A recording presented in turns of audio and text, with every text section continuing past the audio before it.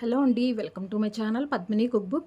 ఇవాళ నేను చపాతీలోకి, పూరీలోకి, అలాగే రోటీ, పుల్కా ఇలా ఎందులోకైనా కూడా చాలా పర్ఫెక్ట్గా ఉండేలాగా చోళే మసాలా చూపించబోతున్నానండి. చాలా సింపుల్ పద్ధతిలో చూపిస్తున్నాను. అలాగే తక్కువ మసాలా కూడా ఉంటుంది. ఎవరైనా సరే ఈజీగా తక్కువ టైంలోనే తయారు చేసుకోవచ్చండి. దేనికైనా కూడా పర్ఫెక్ట్ కాంబినేషన్ ఇది. దీనికోసం అయితే ముందుగా స్టవ్ వెలిగించి కుక్కర్ తీసుకుని అందులోకి 3 టేబుల్ స్పూన్ల దాకా ఆయిల్ వేసుకోవాలి. నేను ఈ కర్రీని డైరెక్ట్గా కుక్కర్లోనే వండేసుకుంటున్నానండి. టైం కూడా మనకి కలిసి వస్తుంది. తర్వాత ఆయిల్ వేసుకున్న తర్వాత బిర్యానీ దినుసులన్నిటిని కొద్ది కొద్దిగా వేసుకోవాలి. ఒక చిన్న ముక్క దాల్చిన చెక్క, 2-3 లవంగాలు, బిర్యానీ ఆకు, షాజీరా, ఒక యాలుక్కాయ ఇలా వేసుకుని కొద్దిసేపు వేయించుకోవాలి. తర్వాత ఇందులోకి ఒక ఉల్లిపాయను తీసుకుని ఇలా సన్నగా ముక్కలుగా కట్ చేసి వేసుకోవాలండి. తర్వాత ఇంకొక 2 ఉల్లిపాయలని ఇలా పేస్ట్ లాగా చేసుకుని వేసుకోవాలి. పేస్ట్ లాగా చేసుకుంటే మనకి కొద్దిగా గ్రేవీ అనేది బాగా ఉంటుందండి. అందుకని టోటల్గా ఇక్కడ నేను 3 ఉల్లిపాయలు తీసుకున్నాను. ఒక ఉల్లిపాయని ముక్కలుగా కట్ చేసి వేసుకున్నాను. అలాగే 2 ఉల్లిపాయలని ఇలా పేస్ట్ లాగా వేసుకున్నాను. ఇప్పుడు దీనిని లో ఫ్లేమ్లో పెట్టేసుకుని ఈ ఉల్లిపాయలు మనకి పచ్చివాసన అంతా పోయి ఇలా బ్రౌన్ కలర్లోకి వేగే వరకు వేయించుకోవాలి. తర్వాత ఇందులోనే 1 టీ స్పూన్ దాకా అల్లం వెల్లుల్లి పేస్టు, తర్వాత ఒక పావు టీ స్పూన్ దాకా పసుపుని వేసుకోవాలి. అలాగే ఒక 2 టీ స్పూన్ల దాకా ధనియాల పొడిని కూడా వేసుకోవాలి. తర్వాత ఈ కూర మొత్తానికి సరిపడా ఉప్పును కూడా వేసేసుకోవాలండి. అన్నీ ఒకటేసారి వేసుకోవటమే. 2 టీ స్పూన్ల దాకా ఉప్పు వేసుకోవాలి. అలాగే ఒక 2 నుంచి 3 టీ స్పూన్ల దాకా కారం వేసుకోవాలి. కారం మీరు తినేదాన్ని బట్టి వేసుకోండి. స్పైసీగా కావాలి అంటే కొద్దిగా ఎక్కువగానే వేసుకోండి. తర్వాత 1 టీ స్పూన్ దాకా గరం మసాలా పౌడర్ వేసుకోవాలి. ఇప్పుడు ఈ పొడులన్నీ కూడా ఈ ఆనియన్ పేస్ట్లో బాగా వేగే వరకు 1 నిమిషం పాటు వేయించుకోవాలి. మీ దగ్గర చోళే మసాలాకి సపరేట్గా మసాలా పొడి కూడా ఉంటుందండి. అది ఉంటే కనుక అది కూడా వేసుకోవచ్చు. ఇప్పుడు ఇవి 1 నిమిషం పాటు ఇలా వేగిన తర్వాత ఇందులోకి టమాటా పేస్ట్ వేసుకోవాలండి. ఇక్కడ నేను 2 మీడియం సైజులో ఉన్న టమాటాలని తీసుకుని మిక్సీ జార్లో వేసి ఇలా మెత్తగా బాగా పేస్ట్ లాగా చేసి వేసుకున్నాను. డైరెక్ట్గా టమాటాల కన్నా కూడా ఇలా పేస్ట్గా వేసుకుంటే మనకి గ్రేవీ అనేది బాగా వస్తుందండి. ఇప్పుడు ఇది కూడా పచ్చివాసన పోయి మనకి ఇలా కొద్దిగా ఆయిల్ తేలే వరకు వేయించుకోవాలి.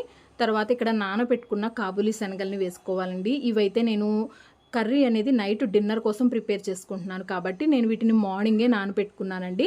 అదే మీరు మార్నింగ్ చేసుకోవాలి అనుకున్నప్పుడు వీటిని నైటే నానబెట్టేసుకుంటే చక్కగా నానిపోతాయి. ఈ కాబూలీ శనగల్ని నేను 1 కప్పు దాకా తీసుకున్నానండి. 1 కప్పు దాకా తీసుకుని వాటిని మార్నింగ్ పూటనే నానబెట్టుకున్నాను. కర్రీ అయితే నేను ఈవినింగ్ తయారు చేసుకుంటున్నాను. తర్వాత ఇందులోనే ఒక 2 నుంచి 3 పచ్చిమిర్చిని కూడా వేసుకోవాలి. అలాగే 1 టీ స్పూన్ దాకా కసూరి మేతి వేసుకోవాలండి. దీని ఫ్లేవర్ అయితే చాలా బాగుంటుంది. కసూరి మేతి వేయటం వల్ల మనకి బయట అచ్చం రెస్టారెంట్లో ఎలా అయితే టేస్ట్ ఉంటుందో అలాగే ఉంటుందండి. చాలా బాగుంటుంది కూడా. కాబూలీ శనగలు వేసిన తర్వాత 1 నిమిషం అలా మిక్స్ చేసుకుని ఇవి ఉడకడానికి తగినట్టుగా వాటర్ పోసుకోవాలి. ఇక్కడ నేను చిన్న టీ గ్లాస్తో 2 గ్లాసుల దాకా వాటర్ పోసుకున్నానండి. వాటర్ కరెక్ట్గా సరిపోయేలాగానే పోసుకోవాలి. మరీ బాగా ఎక్కువగా పోసేసినా కూడా మనకి కర్రీ అనేది బాగా లూజ్గా అయిపోతుందండి. కాబట్టి టీ గ్లాస్తో 2 గ్లాసుల దాకా వాటర్ సరిపోతాయి. ఇలా వాటర్ కూడా పోసుకున్న తర్వాత కుక్కర్ మూత పెట్టేసి 5 విజిల్స్ వచ్చే వరకు మీడియం ఫ్లేమ్లో ఉడికించుకోవాలి. ఇలా కుక్కర్లో వండుకుంటే మనకి చాలా తొందరగా అయిపోతుందండి కర్రీ అనేది. ఇక్కడ నేను 5 విజిల్స్ వరకు ఉడికించుకున్నాను. చూసారు కదా, చక్కగా ఉడికిపోయింది. అలాగే మనకి కర్రీకి కావాల్సిన గ్రేవీ కూడా వచ్చేసింది. ఇంతకు మించి ఎక్కువగా లూజ్గా ఉన్నా కూడా బాగోదండి. అంతేనండి, మనకి కర్రీ తయారైపోయింది. చక్కగా వీటిని చపాతీతో కానీ, పూరీతో, రోటీ, పుల్కా ఇలా ఎందులోకైనా కూడా సర్వ్ చేసుకుని తినచ్చండి. చాలా బాగుంటుంది. ఇక్కడ వీటిని నేనైతే చపాతీతో సర్వ్ చేసుకుంటున్నాను. ఈ కర్రీని పిల్లలకు కూడా ఇవ్వచ్చండి. ఎందుకంటే శనగల్లో మంచి హై ప్రోటీన్ ఉంటుంది కాబట్టి పిల్లలు కూడా తినచ్చు వీటిని. ఇందులో మనకి మసాలా కూడా చాలా మైల్డ్గానే ఉంటుందండి. బాగా ఓవర్గా మసాలా అయితే ఏమి ఉండదు. మనం వేసింది 1 టీ స్పూన్ గరం మసాలానే కాబట్టి మసాలా కూడా తక్కువగానే ఉంటుంది. చాలా బాగుంటుంది కూడా. పైనుంచి ఇలా కొద్దిగా వెన్నతో సర్వ్ చేసుకుంటే టేస్ట్ అయితే చాలా బాగుంటుంది. ఈ శనగల కర్రీ ఎలాగో వేడిగానే ఉంది కాబట్టి వెన్న కూడా చక్కగా కరుగుతుంది, బాగుంటుంది కూడా.